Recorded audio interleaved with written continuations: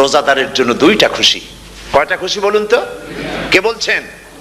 আল্লাহ রসুল বলছেন রোজাদারের জন্য দুইটা খুশি। লিসাইমে ফারহাতান, দুটি খুশি।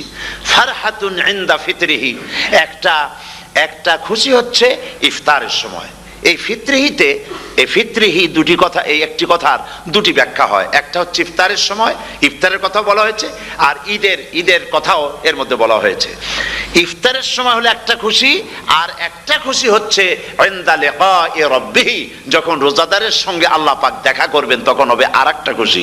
তার মানে হচ্ছে রোজাদারদের সঙ্গে স্পেশাল আল্লাহ রাব্বুল আলামিন সাক্ষাৎকারের ব্যবস্থা করবেন। সুবহানাল্লাহ। তাহলে দুটি জিনিস হলো, একটা হলো ইফতারের জন্য দুটা, রোজাদারের জন্য দুটা খুশি, একটা হলো ইফতারের সময়, আর একটা হচ্ছে আল্লাহর সঙ্গে যখন দেখা করবে। তো ইফতারের যে খুশিটা, এই খুশি রোজাদার ছাড়া কেউ বুঝবে না। ইফতার সারাদিন রোজা রাখার পর সামনে পেঁয়াজি, বেগুনি, সালাদ, তরমুজ, মিষ্টি, তারপরে আম্বালা সুইট মিটের নানান রকমের মিষ্টি, এরপরে মুড়ি, কত কিছু সব সামনে নিয়ে বসে আছে। দেখছেন অবস্থা? সমস্ত কিছু সামনে বসা, ঘড়ির দিকে তাকানো। আপনি যদি 5 মিনিট আগে খান, ফেরেশতা এসে মুখের উপর থাপ্পড় মারবে, বেটা খাইলি কেন? বলবে কেউ? বলবে না। কোন ফেরেশতা লাঠি নিয়ে দাঁড়ায় আছে? দাঁড়ায় নাই, কিন্তু আপনি খাচ্ছেন না কেন?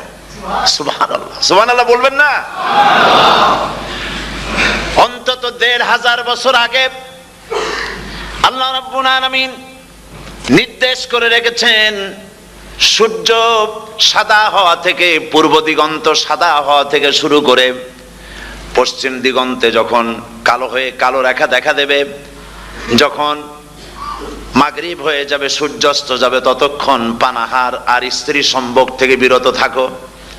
1500 বছর আগের আল্লাহ রাব্বুল আলামিনের এই নোটিশ কিভাবে কার্যকরী হচ্ছে উম্মতের মধ্যে, মুসলমানদের ভেতরে। খাবার সামনে আসে, পিপাসা লেগেছে। এখন তো পিপাসা লাগে না, খুব ঠান্ডার সময়, এখন রোজা রাখতে খুব মজা হবে, তাই না? খুব মজার রোজা। কিন্তু এই রোজা যখন জুন মাস আর জুলাই মাসে আসবে, তখন টের পায় মানুষ রোজা কাহাকে বলে।